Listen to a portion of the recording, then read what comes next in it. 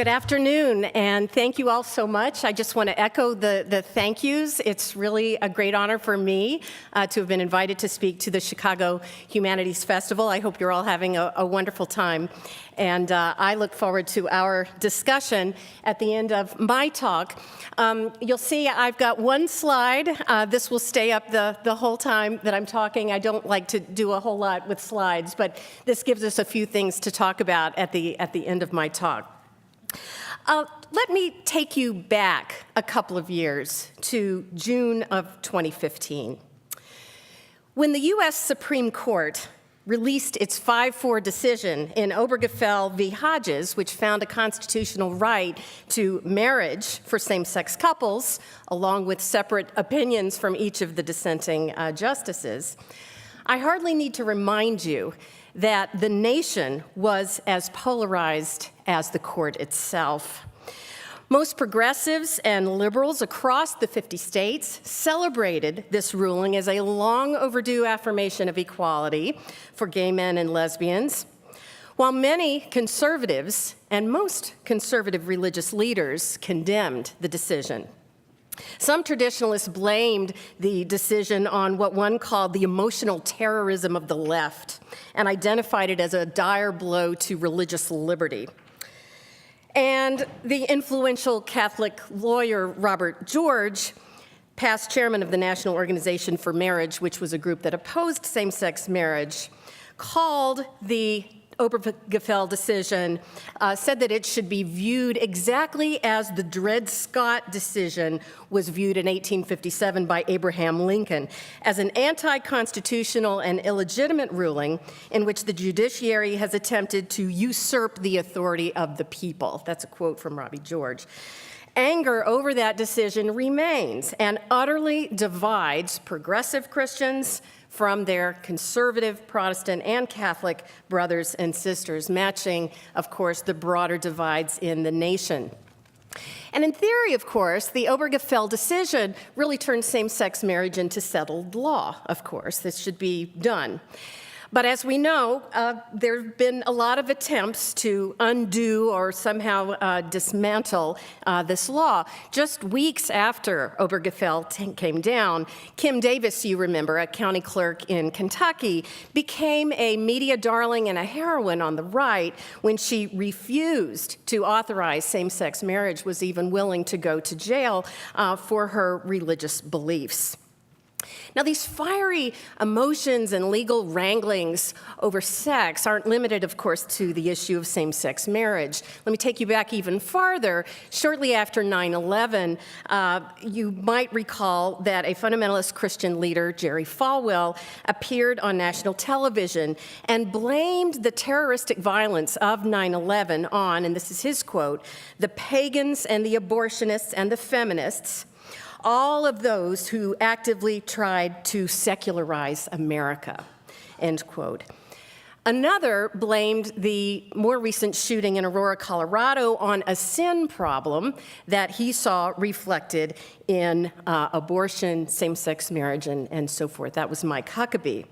Still another attributed the Sandy Hook Elementary School shootings to the effects of atheism, abortion, and gay marriage, saying, "We've killed 54 million babies, and the institution of marriage is right on the verge of a complete redefinition. I think we've turned our back on the scriptures and on God Almighty, and I think he has allowed judgment to fall upon us," end quote, in the form of the killing of those children at Sandy Hook Elementary School. So over and over again, America's sexual depravity, as they see it, and embrace of various types of sexual immorality, as they see it, have been held liable for horrific acts of violence that God has ostensibly refused to prevent. So my question is, why do these sexual issues provoke such fervent and enduring debate in America among Christians and beyond Christians? Why have our public debates over sex and sexuality been so numerous, so ferocious, so religiously inflected, and so immune to definitive resolution? That's really the core question that I'm asking. And I think to really understand how we got to where we are on these questions today, we need to understand a deeply historical religious preoccupation with sex and how it has shaped subsequent American political debates over women's rights, gender roles, and sexual morals. Now, that preoccupation, of course, emerged out of the long history of Christianity, and it was made all the more powerful by entrenched notions that Christian morality should provide the basis for our national law and our politics. So certainly, and I'm well aware that religious leaders outside of Christianity have often been involved, sometimes deeply, in these debates over morality and sexual behavior and gender roles.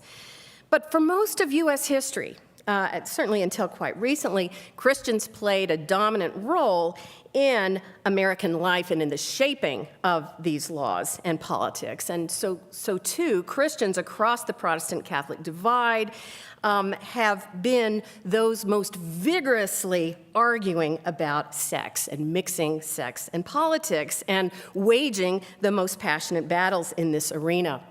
And indeed, by the time the Obergefell decision came down in June of 2015, the rupture between Christian antagonists in these sex wars, if we can call them that, felt irreparable. One could plausibly argue that American Christianity itself had flat out split into two virtually non-overlapping religions, not only non-overlapping, conflicting, fighting each other in the name of Christianity.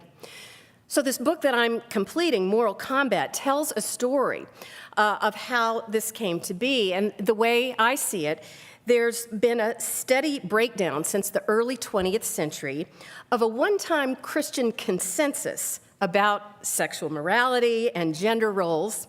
And I try to tell about the battles over sex that have resulted because of the breakdown of this consensus. So this consensus, of course, was both Christian and national, as again, Christians overwhelmingly sort of dominated the law at that point in history. So, and to think about it like this, so up until the early 20th century, whatever else Americans disagreed about, and of course we disagreed about a lot, slavery, states' rights, labor, immigration, and on, but whatever else Americans disagreed about, most believed in and took for granted as natural a sexual order in which men were heads of households, wives should submit to their husband's authority, and monogamous heterosexual marriage was the only sanctioned site for sexual relations. Now, plenty of people broke those rules, of course, but oftentimes when they did, they were shunned or they were punished. So think of Mormons and the way they were treated because of polygamy. Shakers were looked down upon because of their celibacy. The Oneida community and plural marriage, were sort of persecuted in their own way. So these were deep, deep shaping forces. And it was the modern women's rights movement, above all, the push for women's right to vote, that prompted a crisis for these shared assumptions. And it was a crisis that would ultimately lead steadily to deep and thoroughgoing cleavages in our politics that we live with today. Now, of course, the suffrage movement didn't arise in the early 20th century. It goes back to 1848. You could take it even farther back, but you think of Seneca Falls in 1848. So there's a longer history there, of course. But it really only became a major political force some decades later as American women chafed over their disenfranchisement and correlative lack of political influence. So by the 1910s, you have thousands, tens of thousands, hundreds of thousands of men and women who were agitating for women to get the vote. And of course, in August 1920, women in the United States, at least white women, to be clear, won the legal right to vote in all state and national elections. Well, the suffrage movement, of course, was celebrated by its supporters, but it stimulated further determination among those who, for various reasons, resisted women's equality to try and curtail women's rights. There had always been antagonism to women voting from some factions. Many argued that granting women full citizenship would damage their reproductive organs, and hence would threaten the sacred role of mother, to which all women were born. Grover Cleveland himself, in 1905, had argued against women's suffrage, insisting that the vote would destroy women. It would not only destroy the nation, that was another argument too, but it would somehow destroy women. That women with the vote would feel they no longer needed men, and so of course they wouldn't want men, they wouldn't want children, they would just go off and sort of lead these selfish, decadent lives.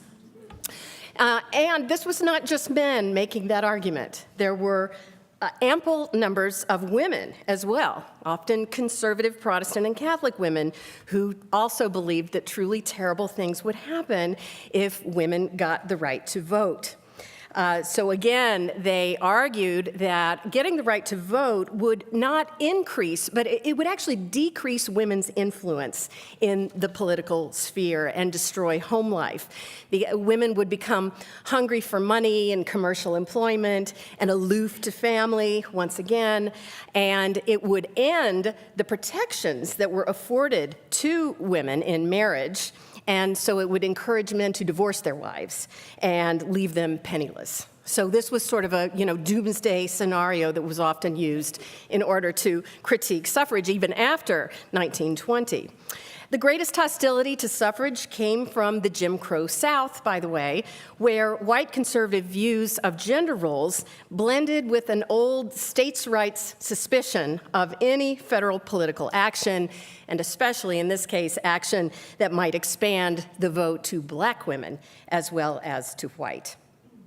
So opponents of women's suffrage, and of course there was a lot of other things that they worried about in that era. The era of World War I and its aftermath, so much was shifting in those decades. America had been transitioning from an agricultural to an industrial economy, and this spurred things like labor strikes and arguments over working conditions in mills and factories. In many places, there were high poverty and unemployment rates. And then, too, of course, high rates of immigration in that era frightened many, in the cities especially.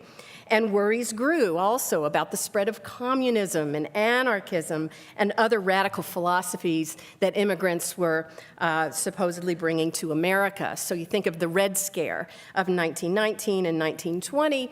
Well, this witnessed the deportation of thousands of immigrants who were believed to be importing these corrupt beliefs. So that's a fear in that era as well.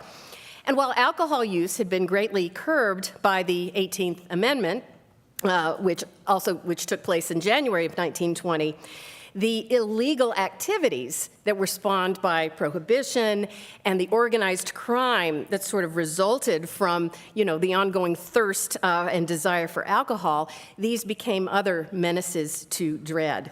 So for Americans who were trying to make their way in that era, in that early 20th century period, it was a very tumultuous moment. And of course, it's also a moment you see in the 1920s, a sort of era of freer sexual expression, particularly for women. You've got the flapper model. There's a lot of disdain for Victorian morality that's being exhibited. And so for critics who are still wanting to hold on to something like the old order, this new woman model that was now coming into its own could wreak havoc, and was wreaking havoc, on the nation's morals, despite the obscenity laws that were still very alive at that time. And of course, an African-American man was imagined, rightly or wrongly, to, if he was imagined to have had even so much as a lustful thought about a white woman, imprisonment was the least of his worries. And African-American men were lynched in droves in that era. We saw the resurgence of the Ku Klux Klan, and on and on and on. And progressives had their own ways of working for a pure white race. Many of them, of course, were involved in the Eugenics movement. So these efforts to buttress the old order, my point here is that they took place on a lot of different fronts. But none were more vigorous or enduring than the endeavors that focused explicitly on reproduction, motherhood, and sex.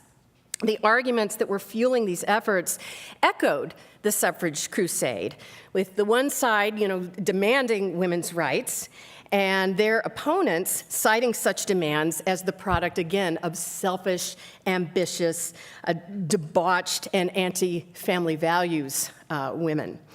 The more that traditionalists fought against women's rights on these terms, the more their opponents, the progressives, the liberals, worked to expand their base of support and fortify those rights. And as we see, debates since that time, ranging from birth control to same-sex marriage, spring from these same seeds.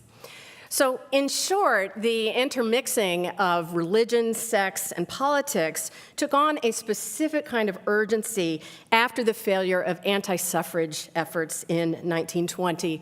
And for progressives, no less than traditionalists, the urgency of these issues has only escalated through time. Oftentimes, these issues, the stakes are seen to be almost in terms of national destiny, an urgent struggle for the fate and the future of America. Whether for conservatives, the nation would embody traditional Christian values, and whether for liberals, the traditional privilege accorded to white, heteronormative male authority would be dismantled or sustained.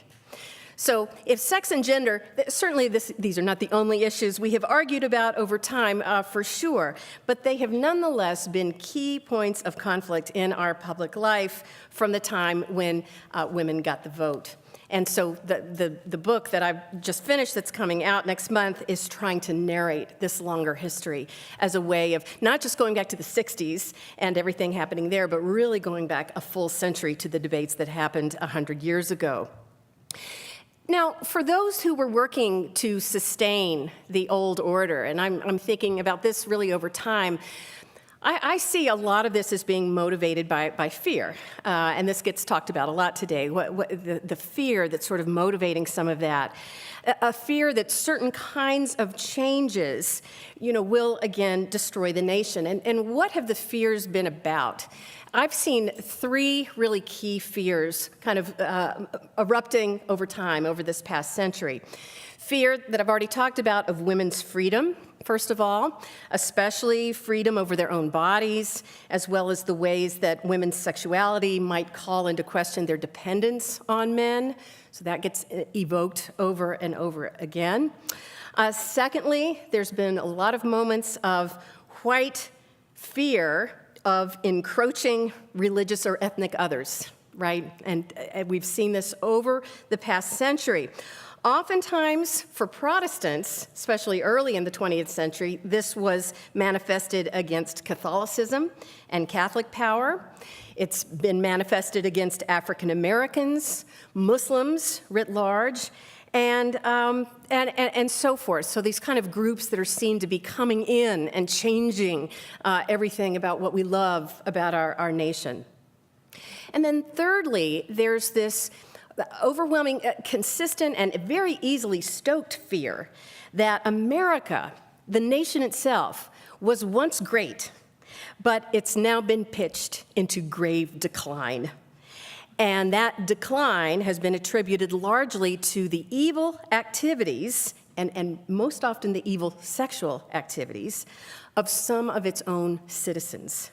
So women, non-whites, homosexuals, other non-normative sexual actors have represented something like the enemy within for those folks wanting to hang on to that old order, that they're somehow shredding the sacred fabric binding together a God-blessed nation. Okay, so in an important way, this debate can be characterized as being between, broadly, a conflict between change and tradition, at least in a very specific sense. That those who have opposed changes in the norms, the gender role and sexual morality norms governing social expectations, versus those who are comfortable with at least some of those changes, or who grow comfortable in time. as things change.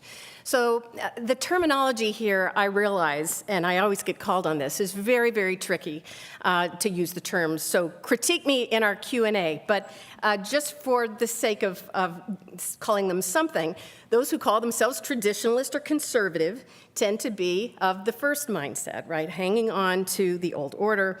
Progressives or liberals from the moderate middle to the edge of the spectrum tend to be of the second and tend to value changes that are perceived to be inclusive.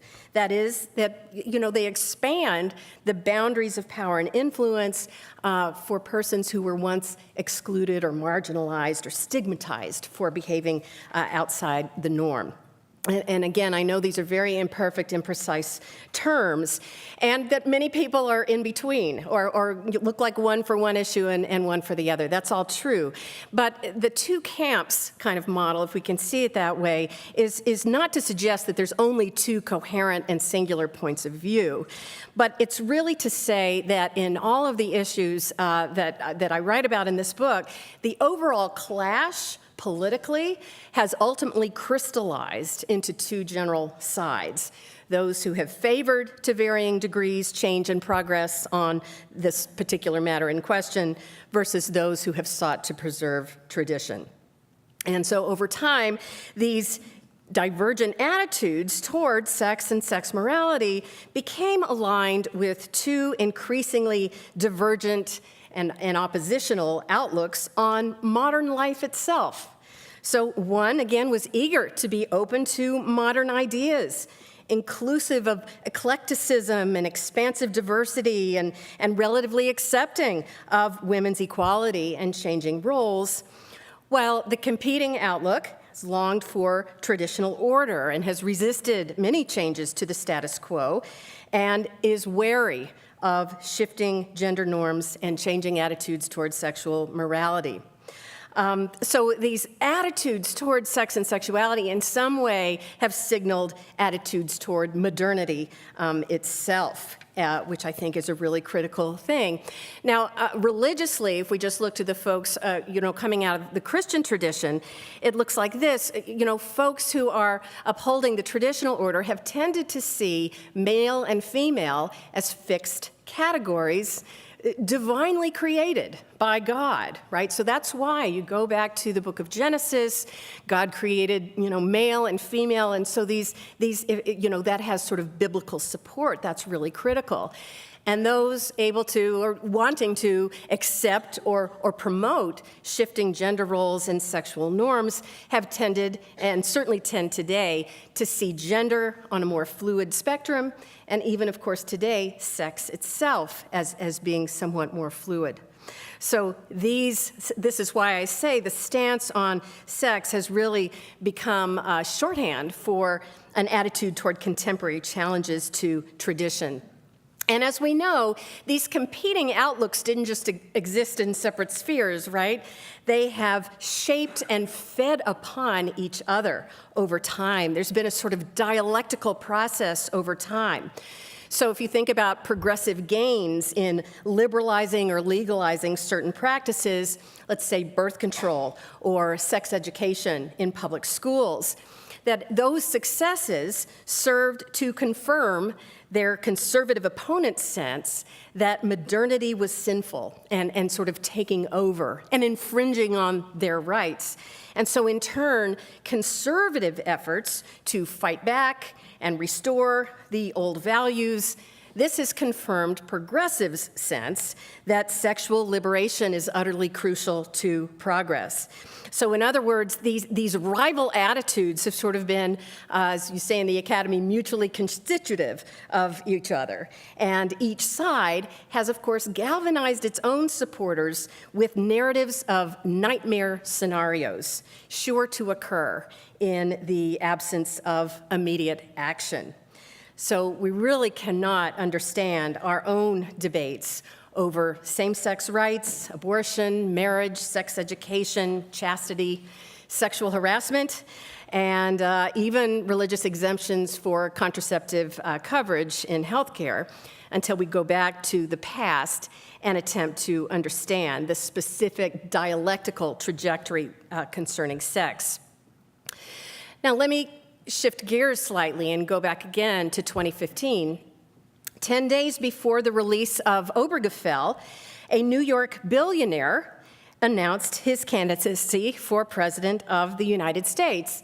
And of course, many scoffed at the idea that Donald Trump could be a serious candidate because he had no political experience. He was on record insulting vast sectors of the population and the globe even then, Mexicans, African Americans, Muslims, and many more. And he routinely did things that would have and did disqualify prior candidates, bend the truth, reveal his ignorance on issues, traffic in conspiracy theories, and on, things that had disqualified candidates in the past.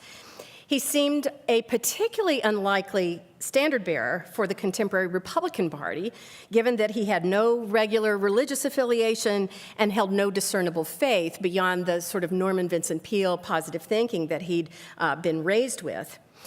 Although he prevailed in the primaries and became the party's official nominee a year later in 2016, many still doubted that Trump could win the general election against Hillary Clinton, a former U.S. Senator and Secretary of State. But of course, as we know, after a very rancorous and drama-filled campaign and against the predictions of most pundits and pollsters out there, though certainly not all, on November 8th, 2016, Trump was elected the 45th president of the United States. Now, in view that his opponent, Hillary Clinton, is a committed Christian with Methodist bona fides going back to her childhood and time in Chicago here, she could have expected to win over Christian voters and very likely did expect to do so. Many people have written about Clinton's very well-documented Methodist upbringing and the social gospel Christianity with which she was raised and that is fundamental to her own values, or certainly at one time was fundamental. Her youth pastor in suburban Chicago, Don Jones, made a practice of taking Clinton and other youth in their youth group to the South Side to work on soup lines and face issues of racism and poverty, teen pregnancy, drugs, and homelessness, and so forth. And in 1962, as this audience probably knows, Clinton was among the group that was taken to hear Martin Luther King Jr. speak at Orchestra Hall in Chicago. And even during her time as First Lady and well after, she often would speak about the need for a new politics of meaning, invoke religious language, and so forth. And indeed, in the general election, progressive Christians roundly supported Clinton and outspokenly condemned Trump as what they saw as being the very antithesis of Christian values. But as we know, conservative Christians were not won over by Clinton at all. Many claimed throughout her campaign that she was a liar and a crook, pointing to apparent scandals, real and apparent scandals that they believed made their case, and joining in at rallies with other Trump supporters, not just the Christians, shouting, "Lock her up," and more. Godvoter.com, which is a conservative rating site for Christian voters, gave Clinton a D- rating as a Christian candidate, arguing again that she should be arrested and prosecuted for numerous crimes. And certainly folks on that side did not like Clinton's feminism, and her support for Planned Parenthood and abortion rights led many to disbelieve her faith claims and to condemn her as effectively unchristian, if not anti-Christian. Abortion was a key issue for many, many people, whatever they thought of Trump, as we know. So again, that Supreme Court justice appointment that the next president was going to get to make was seen by many on that side as the most urgent issue of the time. And those voters definitely did not vote for Clinton. Now, there were those evangelical leaders out there in the world who spoke against Donald Trump. They were very critical of him, his take on immigration, things he would say about women, a number of other things like that. Although none of them ever came out and said you should vote for Clinton instead. They were critical of Trump and then silent on Clinton for the most part. But other religious leaders held a very different view and really saw Trump and continue to see him as someone who would best serve Christians and Christian values and the nation itself. And as it turned out, as we know, the folks on that side, the conservative Christians, white conservative Christians, were among Trump's most dedicated voters. Early polls showed that the majority of white evangelicals, white Catholics, and Mormons voted for Trump. And the later estimates are still that 81% of voters who describe themselves as evangelical or born again voted for Trump, 3% more than had voted for the Republican candidate Mitt Romney 4 years earlier. 60% of white Catholics voted for Trump, although only 26% of Latino Catholics voted for Trump. And 61% of Mormon voters voted for Trump. And again, when they were interviewed, many of them said Trump would protect their religious freedom better than his opponent, and that he would appoint Supreme Court justices who strongly opposed abortion. And so they really came out in droves to vote for him. And it looks like a large number of them continue to support him today. Now, there are many kinds of evangelicals, I just want to say, across the progressive spectrum. And I don't want to squish them all into a little box. There's a lot of nuance there, and again, plenty of folks who would be like Jimmy Carter, Jim Wallace, and many other progressive evangelical Christians. So, but among that more conservative, politically conservative variety, there are some commonalities. The commonalities that are often described, what makes an evangelical, what distinguishes them from other Christians. And there's sort of three things that usually get talked about. So one is a belief in and a reverence in the Bible as the true love of God, true word of God, sometimes thought to be inerrant, sometimes thought to be inspired directly by God, but in any case, it is a singular document that's clear and concise and gives us rules for modern times. So belief in the Bible. Secondly, a profound belief that salvation is found only in faith in Jesus Christ, and that's just period, and we are compassionate and loving towards other religions, but not so sure about what's going to happen to people when they die. So this kind of focus on salvation and Jesus. And thirdly, an admiration for evangelization, spreading that gospel word, and a knowledge that Christians are supposed to do that in one way or another. So these are characteristics that we often hear about that characterize an evangelical. But there's a couple of others that I think are useful if we just kind of think in broad terms. And I note these to you and would be interested in your responses at the end. And again, this is to generalize without saying all evangelicals exhibit these traits, but culturally, these are tendencies, let's say, that many evangelicals of this type exhibit a certainty that they are interpreting the Bible correctly, or that their pastor or the church leaders that they trust are interpreting the Bible correctly, and in some way that they can therefore read and interpret the will of God in virtually maybe all things, at least some things pertaining to politics. And that's not to say there's a spirit of humility internally within these communities. It's sort of wrestling over the Bible. But once there's kind of a sense of this is what the Bible says, to the outside world, there's this kind of exhibiting of a certainty about this, that the Bible clearly forbids homosexuality or abortion or women ministers and so forth. So that's that very important piece that I think to think about.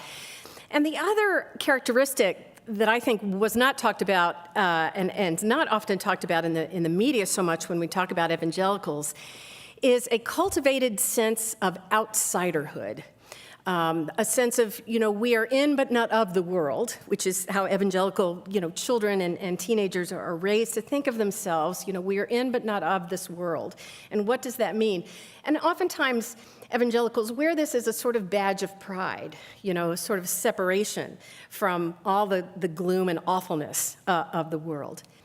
But it can also become a sort of sense, it can inspire a persecution complex of some kind and a sense of oneself as a victim of the evil forces of this world that are always on the attack And I think that these are attitudes and assumptions about one's outsiderness and kind of distance from the world that get played out in a rich diversity of ways. So what do outraged cries for religious freedom suggest, for instance? What do these convey when people say, this is about my religious freedom or my religious liberty being curtailed? They convey the sense that I have been a victim of injustice. My rights have been denied, my liberty has been abridged, and above all, other groups over there are getting more freedom than I am, and that's not fair. Again, evangelicals expect to be outsiders, expect to be persecuted for their faith, like the martyrs of the Bible and Christian tradition were. They take this on as a sacred burden. But there is also this sense when you think about that kind of religious liberty language and what that's really suggesting, to say my religious liberty is being abridged in some way. And I just want to mention, I guess, too, that, because I talk mostly about evangelicals, but the other biggest major player in a lot of these religious freedom and religious liberty debates, as well as debates over sexuality, has been the Catholic Church. Catholics and evangelicals, of course, once thought of themselves as mortal enemies, divided on key issues of history and doctrine, and above all, divided on matters of church authority. Right? The Protestants, took a dim view on the Pope and the Vatican and this whole structure of authority. And this, of course, Catholics endured an awful lot of prejudice and discrimination and even violence in their early years in America over many, many decades of genuine persecution. And that long history of really atrocious treatment by Protestants has conferred upon Catholics the possibility of their own victimization story. It's a true story in its historical context that Catholics were terribly persecuted in America at one point in time. But this is a story that can be, and I think is, being played out over and over again in many of the controversies I've mentioned and that we're facing today.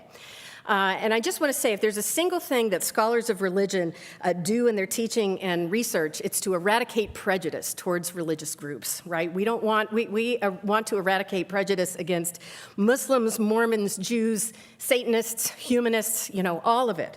But not every claim of religious prejudice is justified by actual evidence on the ground.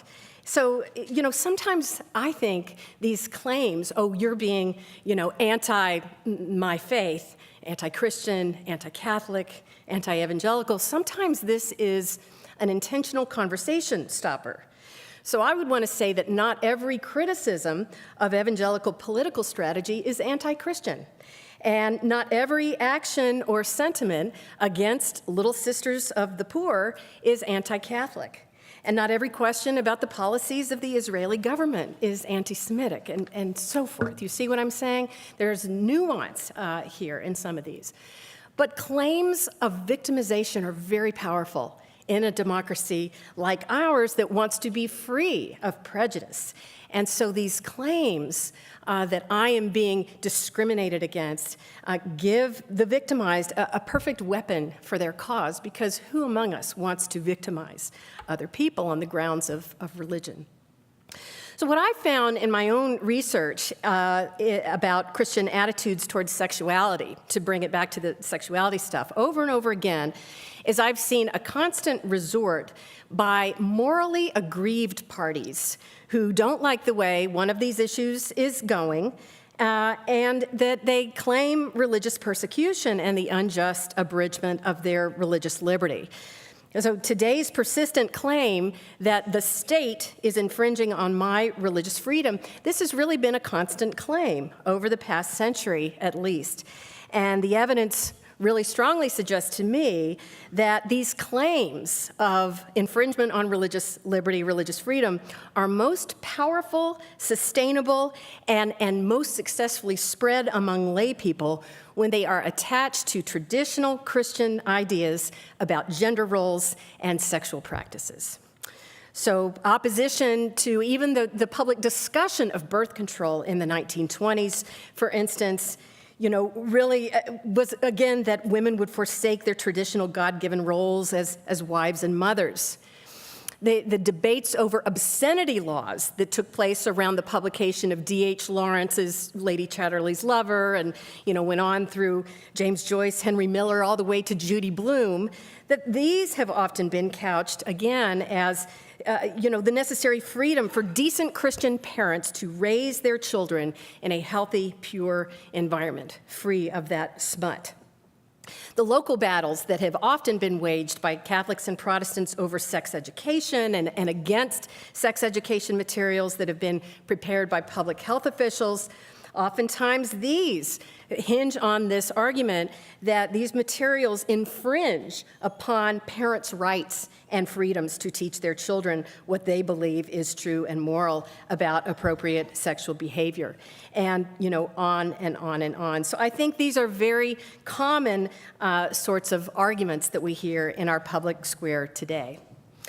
So just to conclude here and get back to the election and to evangelicals. In that election, suddenly it seemed like to many observers or people who had been writing about evangelicals for a long time, as I have and many of my colleagues in religious studies have, it seemed as if the Christians who had long guarded against sexual immorality seemed to shuck that principle for the sake of gender hierarchy, or at least, putting this one particular woman in her place. The T-shirts and the campaign paraphernalia, I've got a couple of images of them up here at Trump's rallies, spoke volumes about this kind of sexualized divide. And I won't remind you here of the ugly misogynistic language that was really plastered on T-shirts and at rallies around the country. So, and even if Trump was at times incoherent on issues like abortion and gay marriage, the election almost seemed to be about the candidates' very identities in some moments, embodying this kind of culture war over sexuality in the most literal way. So this rupturing of American Christianity and of just American citizenry more broadly into two distinct and divergent moral systems and points of view, long in the making, this has nowhere been more and better personified than in this clash between the campaigns and the constituencies of these candidates. So nearly a full century after women gained the right to vote and fought successfully for the right to speak publicly about contraception, our nation's sexism and outright misogyny seem to have almost gained new life. And this clash over gender and sexuality is as live as it's ever been. And I think that's true despite the cultural incidents like Bill O'Reilly's ouster from Fox News and the outrage over Harvey Weinstein's years of egregious behavior. Certainly these forces suggest the anti-misogyny forces remain very strong too. But where this leaves us ultimately today is really not clear. Where is religion going to show up next in these debates? Will it be used as a weapon against political opponents? Could it be used for a tool for interfaith dialogue and dialogue across these divides and collaboration? In other words, will religion and Christianity in particular be an instrument of fear or an instrument of peace? Probably all of it, as it always had. In some ways, religion in America, I think, has both exemplified and exacerbated both the very best and the very worst of human impulses. And no careful observer of religion sees that changing anytime soon. So, thank you.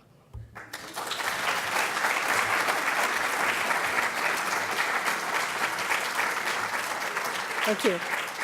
So, I think we have about 15 minutes for questions, debates, criticisms, any of it. Oh, so Josh, you've got the microphone, so you'll take it around to people? Okay. Oh, and you've got one too. Great. Hi, thanks for the great talk. Thank you. You mentioned mutually constitutive beliefs. Is it always the case where those debates are fueled by such that each side becomes increasingly polarized in like sort of a feedback loop, that they see as the debate advances, that each move is like an increasingly severe affront to the other, or is there somewhat of like a normalizing effect over time, or instances of both? Yeah, well, I guess I'd say probably instances of both. The problem is, as we know, religion has been very effectively utilized as a political tool, right, especially on the right. And so oftentimes I think there's this known galvanizing effect, if you want to talk about morality, or the degradation of the nation. And so, you can almost see this as kind of a sort of falsely created kind of indignation in some quarters that becomes very effective at galvanizing voters around these things. So while I see them as mutually constitutive in some way, certainly they have their own originating points and ebb and flow. But what you don't see as much of as you might think is a sort of gradual acceptance over time of certain issues. I mean, we're still fighting about birth control. We're fighting about birth control once again, which was an issue, from 100 years ago or 50 years ago. So a lot of these issues are sort of perpetually, in conflict. One of the most prevalent trends that we've been reading about lately, Pew Research and anecdotal evidence, is the growing secularization of American culture. Church attendance has dropped by almost a third over the last 15 years. Enrollment at Evangelical theological seminaries has been falling slowly but steadily over 10 years. We're seeing a dramatic decline in religious interest and involvement among young people in particular. That would suggest a dramatic change in our politics over the next 25 years as the evangelical community loses influence. But I'd be interested in hearing you comment on that. Thank you. No, it's a wonderful question. Historians are loath to make predictions, as you know, and so I'm of that ilk too. And I'm not a social scientist who's always up on the latest polls, but it certainly has appeared that way. There's been, if you want to call it secularization, just in quotes, because I know that's a very complicated term. It certainly happened on the left as well. The children of adults who were very devoted to their mainline Protestant communities have often also sort of fallen by the wayside. So that's something we've been seeing for some generations, and now we do see some of that in evangelical circles. Yeah, I think that will definitely have some kind of political impact, as will, rising numbers of immigration, people coming from other places and other sorts of things. So yes, I would, if I can cautiously venture an opinion, I would say that is one, sort of scenario that looks quite possible.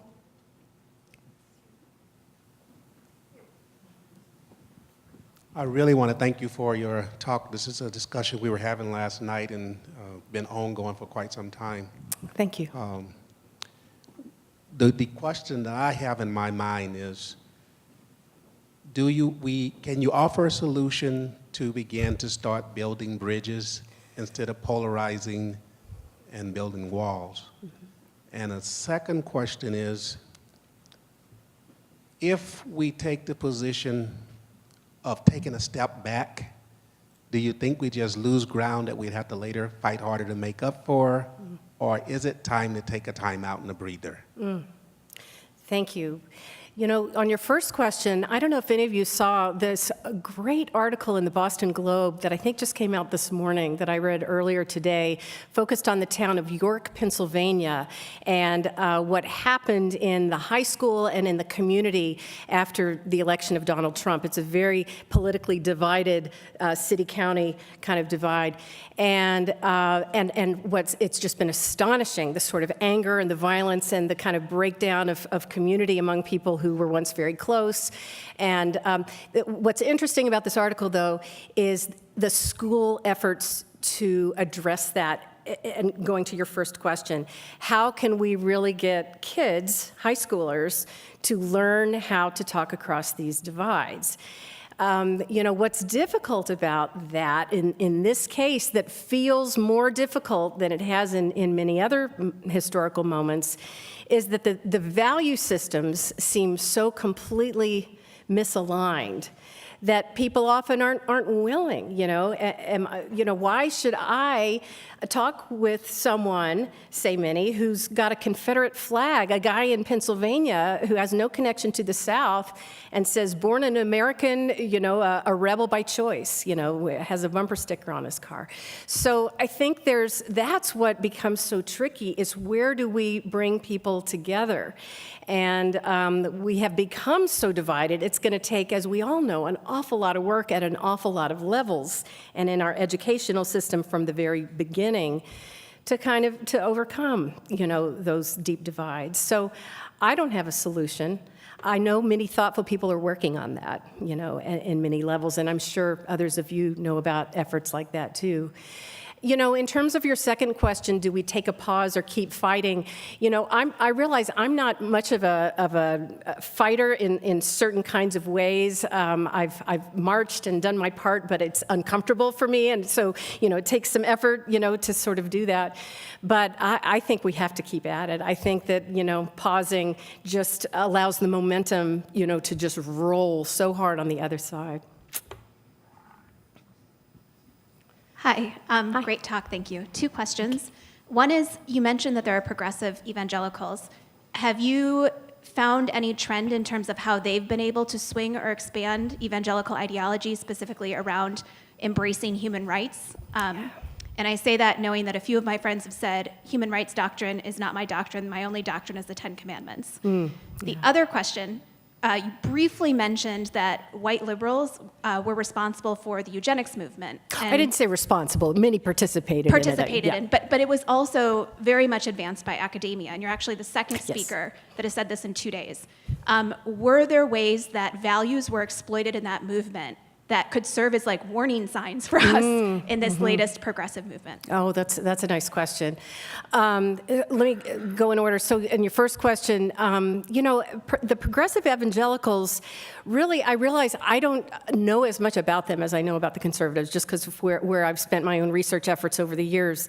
And it's a really interesting question you ask. I also know that there were some very conservative evangelicals who thought during the election very intensely about their own ethic of life, their own pro-life position, and came out with, I'm going to vote for Hillary Clinton because even if I deeply disagree with her on abortion, all of the other policies are more pro-life for the children who are already in the world. And I thought that was a thoughtful position. I didn't see it articulated broadly, but so I think those discussions are happening, but I'm not the right person to kind of say.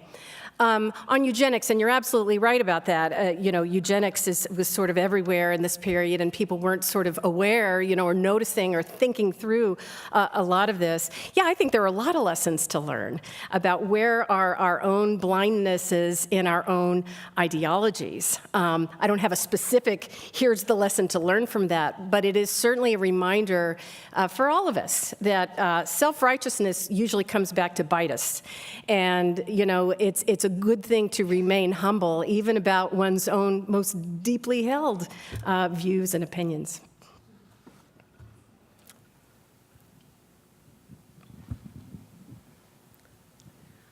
I'd like to ask you about the Bible.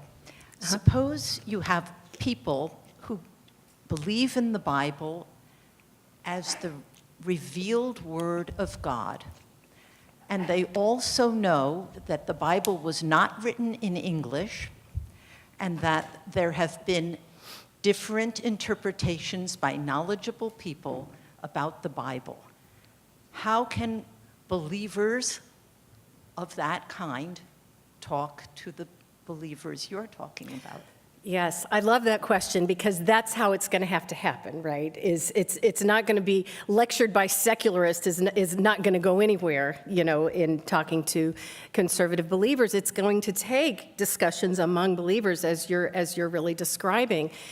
I don't know how that'll happen. I know that Well, so I'm of Southern Baptist background, and I grew up in the 70s when things were changing so rapidly, and the Southern Baptists were sort of purging, a lot of the liberals from the seminaries and elsewhere. And by 1979, when I was 12 years old, they had succeeded in what's sort of shorthand often called the fundamentalist takeover.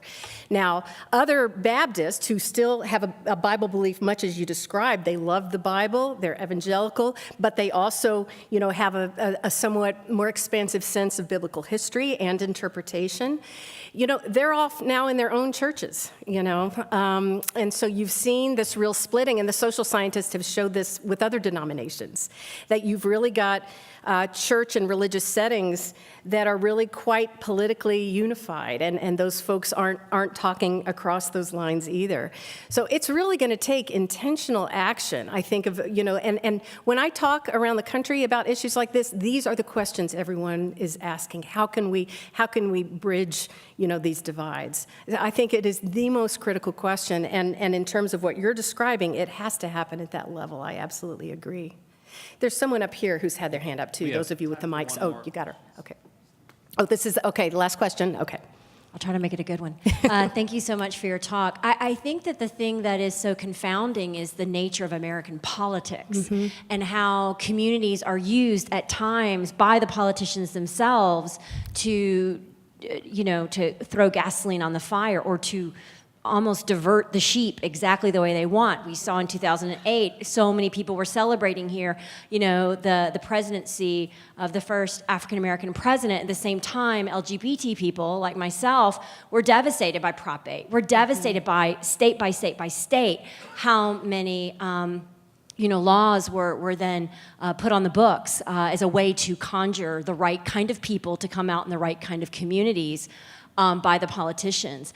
And just kind of wanted to know some of your thoughts about that, because we have a structure of American politics that needs this fracture, that needs to incite, that needs to have, a day where America can go fantastic, but still a segment of America is marginalized and is used as that wedge issue. And obviously LGBT people have had that in the past 20 years, women and abortion obviously being the hot topic or wedge issue. But these wedge issues are necessary for the political machine. They don't want that to go away.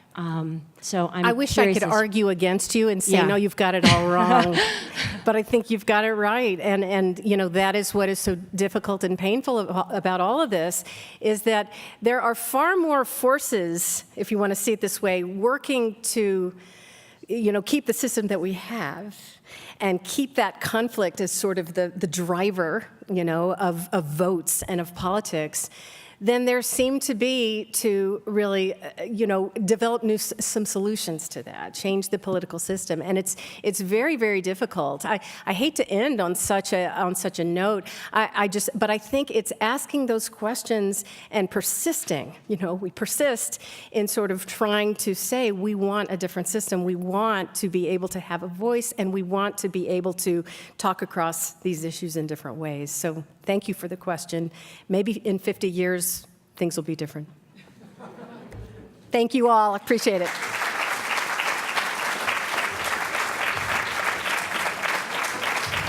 Thank you.